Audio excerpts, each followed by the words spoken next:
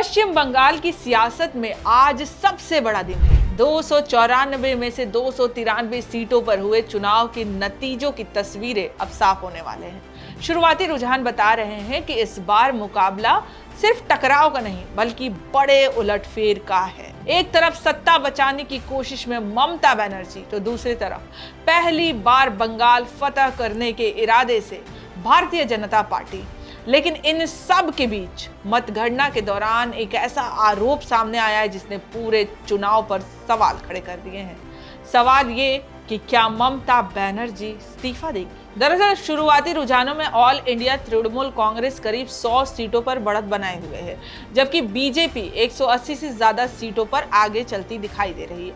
यानी साफ है कि बंगाल में इस बार सत्ता की लड़ाई बेहद कांटे की होने वाली है। लेकिन इसी बीच मुख्यमंत्री ममता बनर्जी ने एक बड़ा और गंभीर आरोप लगा दिया है, जिसके बाद से ये सवाल उठने लगा है कि ममता बनर्जी का जाना तय है। ममता बनर्जी का कहना है कि चुनाव आयोग जानबूझकर मतगणना की रफ्तार धीमी कर रहा है और ये सब बीजेपी के इशारे पे हो रहा है। उन्होंने अपने काउंटिंग एजेंट से साफ कहा है कि कोई भी अपनी जगह ना छोड़े, पूरी रात जागकर हर वोट की निगरानी करे।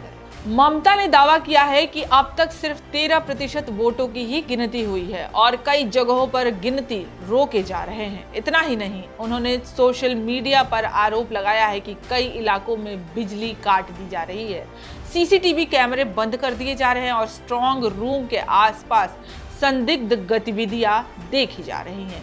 हुबली के श्रीरामपुर से लेकर नदिया के कृष्णा नगर तक और बर्दवान से लेकर कोलकाता तक ऐसी कई घटनाओं का जिक्र करते हुए ममता ने इसे साजिश बताया है। ऐसे में अब सवाल यह है कि क्या आरोप सिर्फ सियासी दबाव बनाने की रणनीति है या फिर वाकई मतगणना प्रक्रिया पर गंभीर सवाल खड़े हो रहे हैं। फिलहाल चुनाव आयोग की तरफ से इन आरोपों पर आधिकारिक प्रतिक्रिया सामने नहीं आया, जिसका इंतजार किया जा रहा है।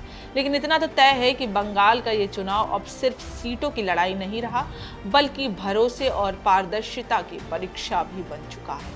आखिरकार जनता का जनादेश किसके पक्ष में जाएगा और क्या ये विवाद नतीजों पर असर डालेगा, इसका जवाब आने वाले कुछ घंटों में साफ हो जाएगा, क्योंकि बंगाल की सत्ता अब बस कुछ देर की गिनती है।